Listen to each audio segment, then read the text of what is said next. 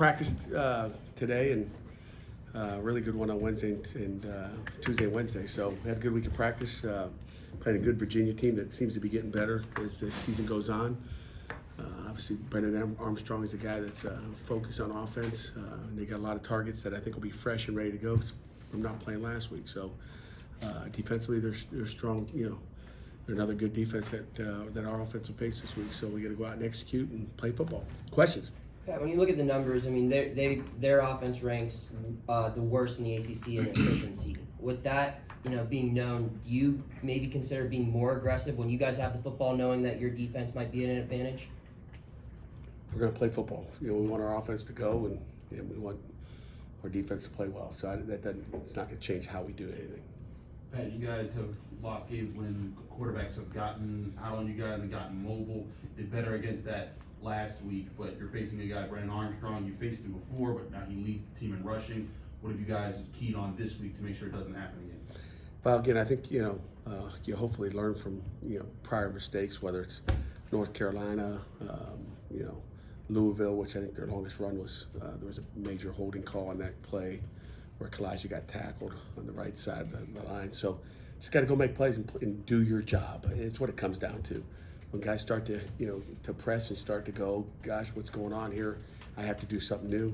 And I think they learned that a little bit from last week. I think you saw them press a lot less, and that led to the aggression that you saw. I think so. I think they just kind of everybody did their job, and good things happen when you do that. When you're starting to think about I got to go make a play is when things collapse. You said this team's getting better week by week. What makes you say that? You're talking Virginia. Just put the tape on. I mean, if you look at the yards they've gained throughout the year, it's gotten more productive. They've had some turnover issues, which I think has maybe made them less efficient. So, I mean, you take those turnovers out, they're explosive on offense, and they got weapons at the receiver spot. A year ago, that was the most talented receiver/tight end group that we faced. And a lot of those guys are back. They got a tight end playing for the Colts. Forget his name, number 0. Besides that, all the rest of the guys are back. When you talk about those turnovers, from what you've been able to see on the film, do you think that that's Armstrong kind of trying to do too much there? Or is it maybe just like what you talked about on Monday, the struggles of having a new system and new coaching staff and maybe not having everything on the same page? You'd have to ask Tony Elliott what the reason is. I just see it as sometimes they come in droves when you get them, and sometimes you're giving them up. I know they're coaching it. They're coaching it hard not to turn it over, and just like we are. And sometimes, just ball security, and sometimes it's luck. Sometimes it's a helmet on the ball here and there that you really can't coach. Pat, when you see a successful coach like Bronco Mendenhall just walk away from the game, what goes through your mind as a coach, and what does it say about your profession? Bronco's a great guy, great football coach, great person, and the profession's changing a lot. I think you're seeing more and more people step away. Whether it's a Villanova basketball coach, why are they stepping away? Obviously, there's a lot of pressures that go into the Power 5 coaches and what you deal with every day with the kids you deal with. It's a different ball. It's a different ball game. There's a lot of different issues going on in college sports with the NCAA, and I think that's part of the reason. I think you'll start to see more and more of it. Do coaches spend more time in the office than maybe they did when you played? No, I don't think so. That's one of the reasons he gave for walking away. He wanted to reconnect with his He's a family. big family guy, as a lot of coaches are, and I don't know what the real reason is, and it was over I guess almost a year ago, but everybody's got their reasons, and I could see Bronco getting back in it this year. I don't know exactly what the deep down issues are, but I think it's overall stress, and I don't think coaches, we don't spend any more time in the office when you win, lose, wherever you are. I mean, you're spending what you need to, and we spend a lot of hours, period. So I don't think that changes. There's only so many hours in a day. You can't spend much more than we do or Bronco did. I don't think it increased from his last year at Virginia to his first year at Virginia or when he was up out west. Pat, Owen Drexel dressed last week for the first time since his injury. Where do you feel he is in terms of progress, and how close is he to kind of consistently getting back onto the field if he isn't already? I think he's getting really close. He's getting close.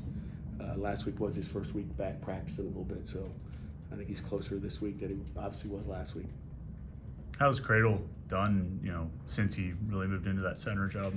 He's done a nice job. I mean, obviously it's a brand new position for me. I don't think he's ever started there before. He having to make that move in there, but Jake Cradle's done a nice job. Probably think he's a better guard than he is center, but he's done a nice job. We haven't had too many problems there. We had one problem at Louisville at the end of the game, just a snap issue and timing issue and all that. But that it happens sometimes, whether you're an experienced center or not experienced center. You're obviously focusing on your team, but at this point in the season, you've seen just about everybody in the Coastal, I would think, either playing them or scouting or what have you. What surprised you this year, maybe from what you expected in August and maybe hasn't gone the way you expected it to this year? We've seen about every team. Haven't watched a lot of Miami yet. Duke has been in some crossover games. So has Miami a little bit. But we've seen a lot of teams. I mean, nothing surprised me. I mean, there's a lot of competition going out there. Probably the biggest surprise was May at North Carolina. Was the guy that you're kind of like you were thinking to be a step down, but it's really been a step up with his play and his performances through the year. Might be the best team in the ACC. Will you miss the divisional? I will. Is that over next year? I don't even know. So yeah, I'll miss it, but nobody cares. What was your reaction when you saw what you guys got assigned with? Was it Syracuse, I didn't even Boston know who it College, is. and was the other one Virginia Tech? Yeah. Yeah. Good. Whatever. I don't care who we play. I just think the two divisions, there's an opportunity to be a Coastal champion or an Atlantic Division champion. I think there's something to that, and I think it helps build a team, which I've said before. But it's what it is. Pat, you mentioned the things that Virginia, how much they've improved. What's an area that you feel like you guys have really improved as the years progress? I think there's a lot of areas that we've improved. Obviously, we've improved our run game from a year ago offensively. I think our pass game continues to get improved as we had some consistency at the quarterback spot. I think we started off throwing it pretty good coming out of camp against West Virginia and Tennessee. Then we get a hurt quarterback, and then we just never got back in the groove. We started running it a little bit more and kind of liking the run. But Keaton was as sharp as he's been last week, and he's had another really good week of practice. So I think just game after game, I think that's gotten better. Then obviously our run defense has gotten a lot better from the West Virginia game. Let's go back to that game, which I thought was awful that day, to be honest with you, compared to where we are now. And it was young linebackers and fitting it and game experience and someone scheming against you. So, but we've gotten a lot better there. Pat, is Izzy still on track to play? I think he is, Will. I think so. We'll find out. Given what you saw last week, though, from Sebo and Robbie, I mean, would you be more willing to have him on a pitch count for Zane? I'll defer that question to Jerry. I mean, he's my assistant running back coach. I don't know. What do you think, Jerry? Apologize. Jerry? Let him loose. Huh? Let him loose. No pitch count. No pitch count? No, let him loose. I mean, we think they're all good players. They got a good offensive line to run it behind, and I think we've got a pretty good scheme as far as what we do. Again, playing a good run defense this week, so we want to keep Izzy healthy. We know Roddy's good. We know Sebo's good. We know Vince Davis is capable as well. So it's a good problem to have, I guess. Will my check be in the mail? Yes. Um, You owe me lunch, I think, anyway, so I'll bring it do to I? you. Yeah. I hate to keep bringing this up. Then don't bring it up. But If you hate to do it, I don't want you to do anything you hate. It's week 11, and we were talking and kind of run out of questions. How many hours a week do you spend in a game week? Do you spend? What time do you go home Monday, Tuesday, Wednesday, Thursday, and Sunday? Is it a night game or is it a day game? I guess it And doesn't what about matter. this week, I mean, for Sundays weren't at 11 o'clock, 10:30, 11 o'clock. Mhm. And we go home 10:30, probably at night on a Sunday. Mondays, we're in at 6 a.m. and rolling, heavily at 6:30 till probably 10:30 at night. So you're talking, what is that, 15, 16-hour days. Monday and Tuesday are about the same. They are the same, exactly the same. Wednesday, I would say the guys are done about 7 o'clock, so that's an early day. You don't get home for dinner. We still eat dinner here for those, all those days. Wife doesn't have to cook.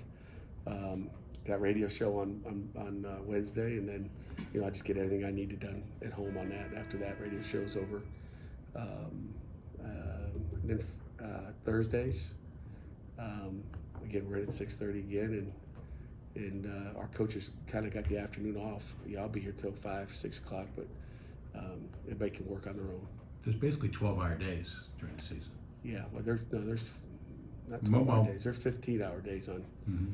I mean, maybe on Sunday's a 12-hour day. That's your easy day. Mhm. But you're talking 6:30 to 10. I mean, those are, what is that? Somebody count them up on it. You know, we don't get paid by the hour. We don't punch clocks. We have an hour. We get our job done. Jerry, I'll help you out here.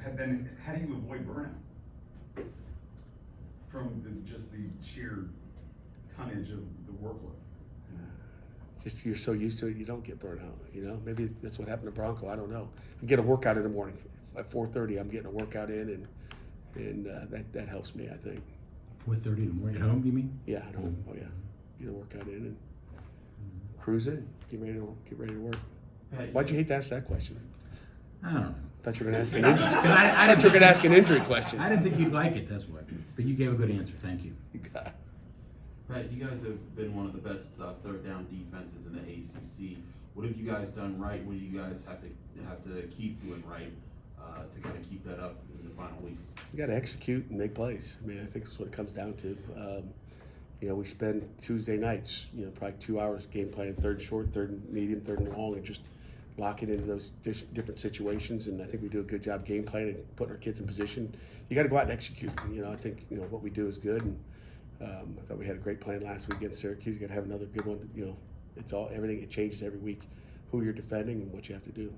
Has that Delta package changed a lot in the last like 8 years? I mean, the personnel you know largely kind of kept the same look, but the things you guys do out of it, the way you know tendencies, those kinds of, have you changed a lot in the last 8 years? You know, we tweak it every week. I mean, it's change. I mean, it's the same package.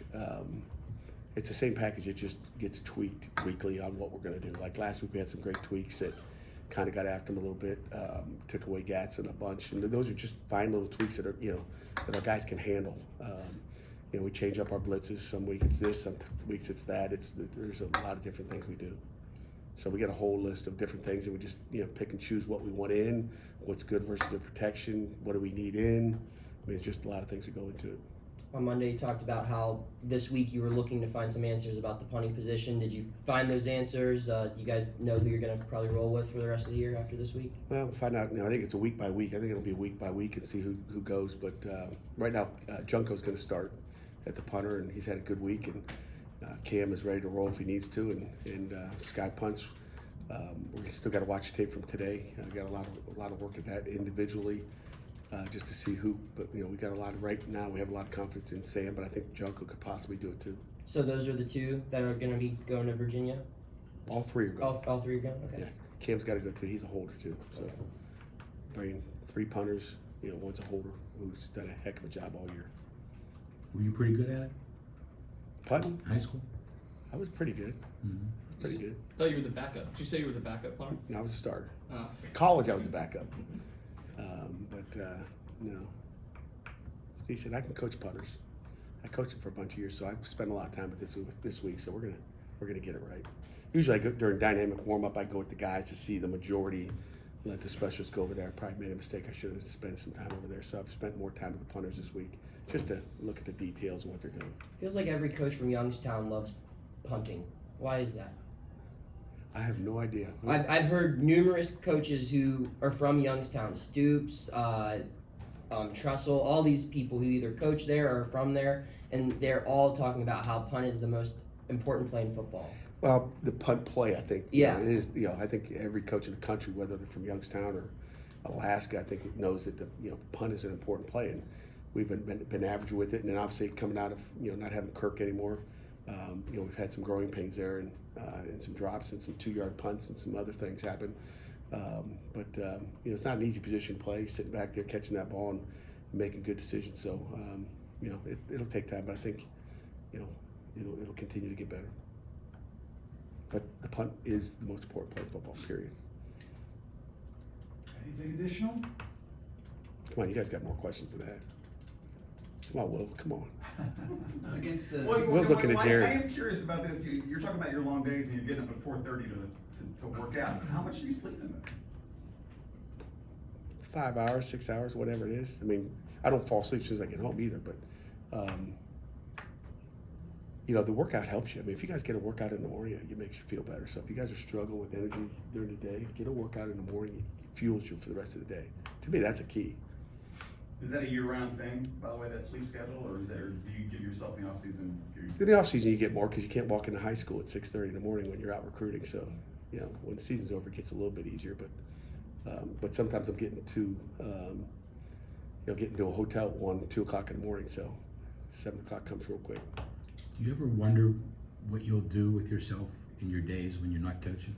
I'll be on a beach somewhere today. Okay, You know, I'll be somewhere relaxing. good answer. That's a fact. Well, Pat, you mentioned the physical workout helps. What do you do mentally to kind of get away from all this? Just for, 15, 20 minutes during the course of a busy day? Nothing. Nothing at all? Just coaching what you love to coach. That's the key. You know, getting around the kids, I think, is key, guys. It's not a stressful day. It really isn't. I mean, we got good kids, and you don't do anything. I mean, that workout is the mental. That's the mental workout. That's the key. So, I think. What else? Anything? You guys get your workout in today? Jerry, you get your workout this morning?